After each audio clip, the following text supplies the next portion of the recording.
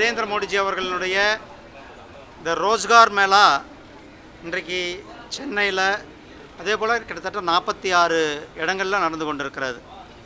இந்த ரோஸ்கார் மேளாவுடைய வேலைவாய்ப்பு முகாமுடைய நோக்கம் 10 லட்சத்திற்கும் மேற்பட்ட மத்திய அரசால் பணி கொடுக்க வேண்டும் என்று 2022 செங்கோட்டையில் மாண்புமிகு பிரதமர் அவர்கள் சொன்னார். சொல்லி ஒரே வருடத்திற்குள்ளே 10 லட்சம் பேருக்கு மத்திய அரசாங்கத்தினுடைய பல்வேறு துறைகளில் வேலைவாய்ப்பு கொடுக்கப்பட்டிருக்கிறது. அதற்கு பிறகு இப்போ கண்டினியூவாக அந்த ஒரு வருடத்தில் 10 லட்சம் பேர் கொடுத்த பிறகும் கூட கண்டினியூவாக இது ஒரு ரெகுலர் ப்ராசஸாக இந்த வேலைவாய்ப்பு முகாம்களானது நடத்தப்பட்டு கொண்டிருக்கிறது.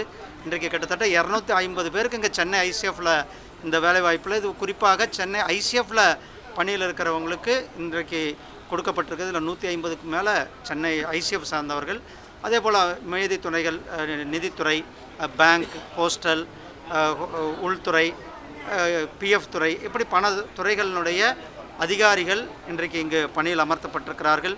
மாண்புமிகு பிரதமர் திரு நரேந்திர மோடிஜி அவர்கள் இளைஞர்களுக்கு வேலைவாய்ப்பை உருவாக்குகின்ற இந்த அருமையான நல்ல திட்டத்தை தொடர்ந்து செயல்படுத்தி கொண்டிருக்கிறார்கள்.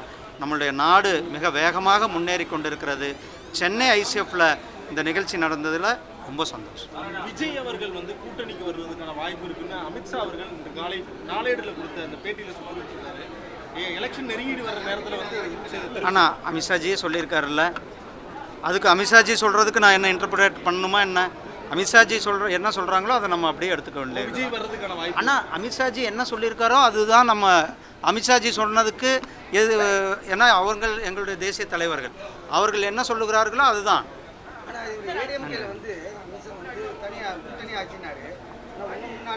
அண்ணா அது கூட்டணி பற்றியெல்லாம் எங்கள் தேசிய தலைவர்கள் எங்களுடைய அண்ணா அதை தான் அவங்க பார்த்துக்குவாங்கண்ணா. தேர்தல் நேரம் இருக்குது. நீங்கள் போய் ஏன் ஸ்டாலின்கிட்ட கேட்க மாட்டேங்கிறீங்க? உங்கள் கூட்டணி ஸ்ட்ராங்காக இருக்குதான்னு நீங்கள் யாராவது ஸ்டாலின்கிட்ட கேட்குறீங்களா? திருமாவளவன்கிட்ட கேட்குறீங்களா? கம்யூனிஸ்ட்கிட்ட கேட்குற கம்யூனிஸ்ட் தினமும் அந்த அரசாங்கத்தை தினந்தோறும் அவர்கள் விமர்சனம் செய்கிறார்கள். அதே போல் திருமாவளவன் தினந்தோறும் விமர்சனம் செய்கிறார். திருமாவளவன் விட்டால் என்னைக்கிடா இந்த கூட்டணியிலேருந்து வெளில ஓடலாம் அப்படின்ற நிலையில் தான் இன்றைக்கி இருந்து கொண்டிருக்கிறார்கள். வைகோ அவர்கள் வெளில வர்ற சூழ்நிலையில் இருந்து கொண்டிருக்கிறார். இதையெல்லாம் நீங்கள் போய் யார்கிட்டையும் அவங்ககிட்ட எங்களுடைய கூட்டணி ரொம்ப ஸ்ட்ராங்காக இருக்கிறது, எங்களுடைய கூட்டணியினுடைய மக்களை காப்போம் தமிழகத்தை மீட்போம்ன்ற அந்த யாத்திரை மிக வலிமையாக மக்கள் மத்தியில் மிகப்பெரிய எழுச்சியோடு நடந்து கொண்டு, அதில் எங்களுடைய பாரதிய ஜனதா கட்சியினுடைய நிர்வாகிகள், எங்களுடைய தலைவர்கள் கலந்து கொண்டு இருக்கிறோம். அதனால் நீங்கள் இந்த கேள்வியெல்லாம் எங்கள் பிஜேபி தலைவர்கள்ட்ட கேட்குறத விட்டுட்டு இனிமேல் போய் திமுக தரப்பில் கேளுங்க. அவங்க ஏன்னா அந்த கூட்டணி இப்போ சுக்குநூறாக உடை போகுதுன்னா அந்த கூட்டணிலேருந்து பல பேர் வெளில போக போகிறாங்க. எங்கள் கூட்டணிக்கு பல பேர் இன்னும் எங்கள் கூட்டணி ஸ்ட்ராங்காக போகிறது.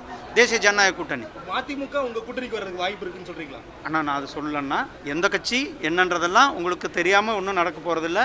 அது நேரம் வரும்பொழுது எல்லாத்துமே உங்களுக்கு தெரிய வரும். கோவிலில் இருந்து வரக்கூடிய ஆமாம், அது அமித்ஷாஜி சொல்லிட்டார். அதுக்கு பிறகு நான் என்னம்மா இன்டர்பிரிட்டேஷன் பண்ணுறது? அமித்ஷாஜி என்ன சொல்கிறோம் அதுதான் எங்களுடைய வேத வாக்கு. ஆனால் அதுதானே எனக்கு வேத வாக்கு. நான் ஒன்றும் இன்டர்பிரேட்டர் கிடையாது, உங்களுக்கு புரியாதது கிடையாது.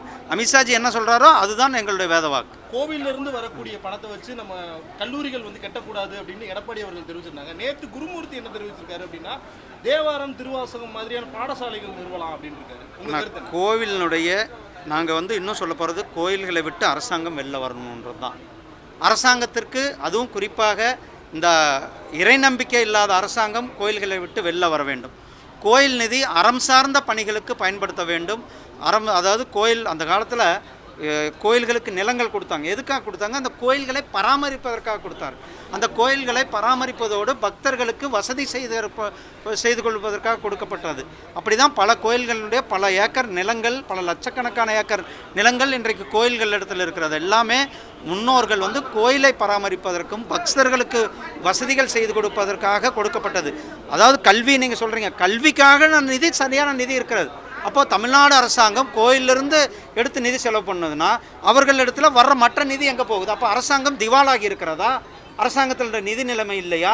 அரசாங்கத்துக்கிட்ட சரியான நிதி நிலை இல்லாதனால அவர்கள் திமுக அரசாங்கம் இதில் நிதி எடுத்து பள்ளி கல்லூரிகள் கட்ட வேண்டிய சூழ்நிலைக்கு தள்ளப்பட்டிருக்கிறார்களா என்பதெல்லாம் பார்க்க வேண்டிய இருக்கிறது. அதனால் கோயில்களினுடைய சொத்தை, கோயில்களை நிர்வகிப்பது அறம் சார்ந்தவர்கள், சான்றோர்கள், இறை நம்பிக்கை உள்ளவர்கள் செய்ய வேண்டும்.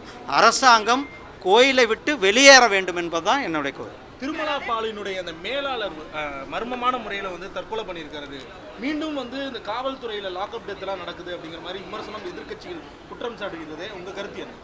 அஜித்குமார் துயர் சம்பவம் நடந்து அந்த வடு கூட இன்னும் மாறலை. இது அஜித்குமார் சம்பவம் வந்து வெளியில் மீடியாக்களால் வெளியில் கொண்டு வரப்பட்ட சம்பவம். இதுபோல் பல அஜித்குமார்கள் தினந்தோறும் தாக்கப்படுகிறார்கள்.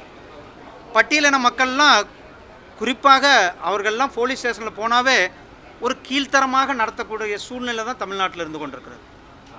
பட்டியலின மக்கள் ஒரு கம்ப்ளைண்டன்ட், அதாவது மனுதாரராக இருந்தாலும் கூட அவருக்கு வந்து அவரை நடத்துகிற விதமெல்லாம் வேறு மாதிரி தான் இருந்து கொண்டிருக்கிறது. இது வந்து ஒரு உதாரணம், அஜித்குமார் மரணம்.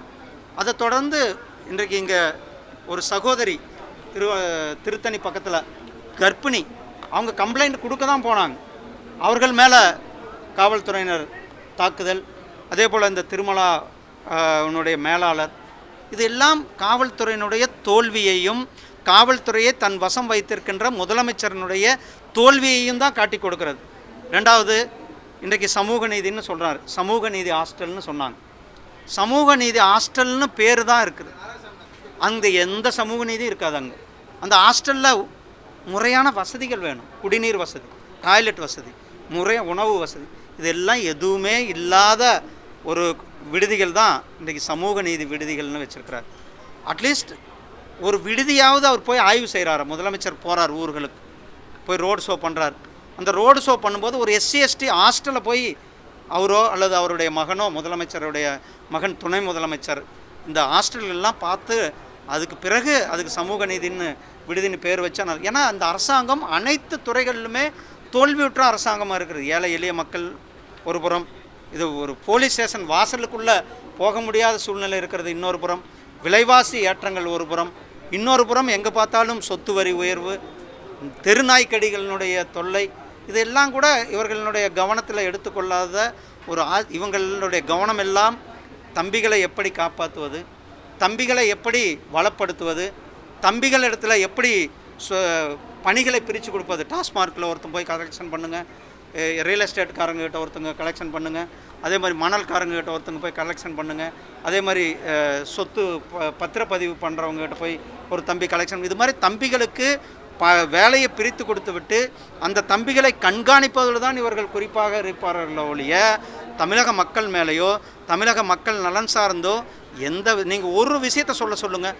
இந்த 4 ஆண்டுகளில் தமிழகத்தினுடைய மக்களினுடைய நலனுக்காக, தமிழக மக்களினுடைய மேம்பாட்டிற்காக, வளர்ச்சிக்காக ஒரு நல்ல திட்டத்தை கொண்டு வந்தார்கள். எதுவுமே இல்லை, எல்லாம் ஏற்கனவே கொண்டு வந்த திட்டங்கள், போன ஆட்சியில் கொண்டு வந்த திட்டங்கள், இல்லைன்னா மத்திய அரசாங்கத்தின் திட்டம். இப்போது அவங்க ஸ்மார்ட் சிட்டின்றாங்க, அதுதான் நாம் வந்து ஸ்மார்ட் சிட்டின்ற நம்ம திட்டம், அதை தான் அவங்க வந்து சீர்மிகு நகரங்கள்னு வைக்கிறாங்க. ஜல்ஜீவன் திட்டம் நம்ம கொண்டு வந்த திட்டம், அதை வந்து குடிநீர் திட்டம் என்று மாற்றி, அதே மாதிரி பிரதமருடைய அனைவருக்கும் வீடு கட்டும் திட்டம், அது தமிழ்நாட்டில் இன்னும் சொல்லப்போனால் மோடி ஐயா வீடு திட்டம் தான் மக்கள் சொல்கிறாங்க. இப்படி பல திட்டங்களை நாம் நடைமுறைப்படுத்தி கொண்டோம். தமிழக அரசாங்கம் முற்றிலுமாக செயலிழந்த அரசாங்கமாக இருந்து கொண்டு. நன்றி அண்ணா.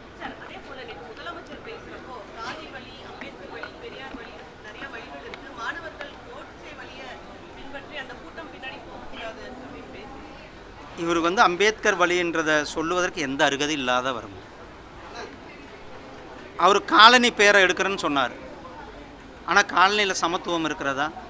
சாவும் பொழுது கூட தனித்தனி சுடுகாடு, ஒவ்வொரு ஜாதிக்கும் ஒவ்வொரு சுடுகாடு கிராமங்களில்.